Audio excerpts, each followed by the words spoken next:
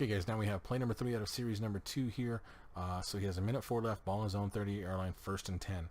So Bad is now in an empty set here. He's running the stick play, one of my favorite plays. So as you can see what that entails is he gets a go route out of his number 1 receiver to the right. Number 2 receiver is running a bench.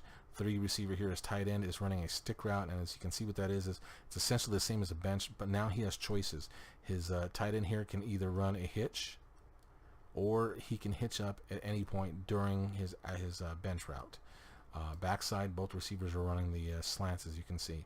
His opponent here, having seen the play, running through the play one time, it's a cover 3. The look of it right now looks like a cover 3, to be honest with you, because he's got that safety down here and he's got the corner deep. So with these corners here, then he's going to drop here. He'll have a flat here, hook zone, flat. All right. So looking at this, he has a lot of choices. The stick is a great play to call against cover 3 because you only have the 4 defenders under, and almost all of your receivers, you have 4 receivers under, and they can't stay with them, obviously. So looking at it here, if I'm reading this and I read cover 3 on my pre-snap here, my first guy to look at is this guy here. If he goes with the flat, then I'm moving on to my next receiver, this guy right here. Alright, now I look at this guy. Once I see that he's going flat, I'm looking over to this linebacker here. If he goes flat, obviously like a man-to-man coverage here, then I move on to my next guy. If I see him drop back in a hook, then I know I'm probably going to be hitting my tight end. I'm going to watch him and see what he does. If he hooks up here and there's enough separation, I'm going to hit it. If I see him running the bench, this guy's already flat, then I know I can hit this within that space, whether he hooks up or continues on. Alright, now if I see him go with him and him go with him, I next go to my first slant here. I'm going to look at this linebacker, see how deep he gets, where he goes, and look to see what angle he has. If he's under it, I want to hit it. If I see him hitting the spaces between, I'll hit it. Or I can see if this guy carries with him. If he goes with him, then I look over to my last guy here and I hit that right away. And depending on what you're seeing coverage wise here, but you see the corners way back here, so I'm not even going to bother looking at this. I know what this is. This is a 3. This tells me that he's, whether he's man-to-man or if it's cover 3, if I'm reading it wrong and it's a man-to-man instead of a 3, he's got so much cushion in this case, this should not open up. Okay, now not unless this is somebody you trust. Like for me, since I use the Cowboys all the time, I have Des Bryant. Once in a billion years I will throw that up deep. I'm not much for throwing to a guy who's covered, even though he's a great leaper. Every now and then I will throw it to him, but you know, I try not to. I will throw it to a guy who's covered when I screw up, obviously. So let's go ahead and run through this and see what happens. So as you can see right there, he's starting to go with the flat route. So I would have moved over to this guy now, and as you can see, the next guy over, he hooks. My tight end is dropping right here. That's where I want to go. That's my guy. That's the guy. Okay? Now, if we look back to the other side here, we actually have this open too. So you have this nice space here to hit that as well.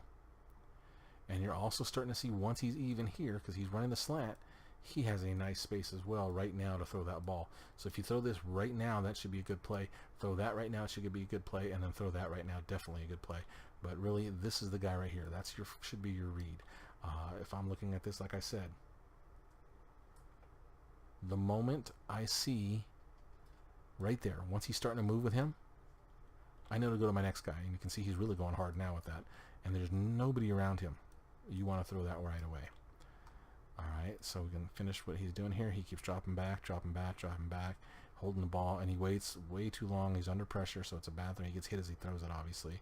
And we have the incompletion on that case. So my advice in this case, for one, and like I've told you guys before, my pet peeve is rolling out when you don't have to. In this case here, look what he does. He rolls out and he keeps dropping back. So now he's so far off too. You see that he is what, a good 10, about 15 yards, 15 to 7, yeah, 15 yards or so behind the line of scrimmage. So he's got to throw it 15 yards now just to get it to the receiver. Actually, about 17 or 18 yards to get to the receiver, who's only, you know, got, what, 2 yards depth there? So right there alone, you're putting yourself in a bad position. And now he's forcing the ball too. He's throwing to this guy, really when he shouldn't, because there's a guy sitting right on it right there. Obviously, it's because of the pressure now. He's felt the pressure to get rid of the ball. So really, for one thing, when you're running shotgun, guys, or you're running I formation, any kind of play, if you're going deep, then you want to get about a 7-yard, or actually not a 7-yard, a 7-step drop. 7-step drop is at about 9 yards. 5-step drop is at about 6 to 7 yards, somewhere in there. So really, you're starting off on gun here. So really, you only want to drop. Let's go ahead and run the play just a little bit right there. You only want to drop to about right here, no deeper. All right. The reason you want to do that is if you keep getting depth, that gives these guys angles to get deeper, and it makes it a lot harder on your tackles to keep their blocks. And even if they do get to the outside here, a lot of times your tackles can ride them out. Now you go from here, from your 8-yard step in here, and you have this nice little pocket, and they just ride into the outside of that, and you have even more time to throw this ball. So on this play here, that's what I would like to have seen him do.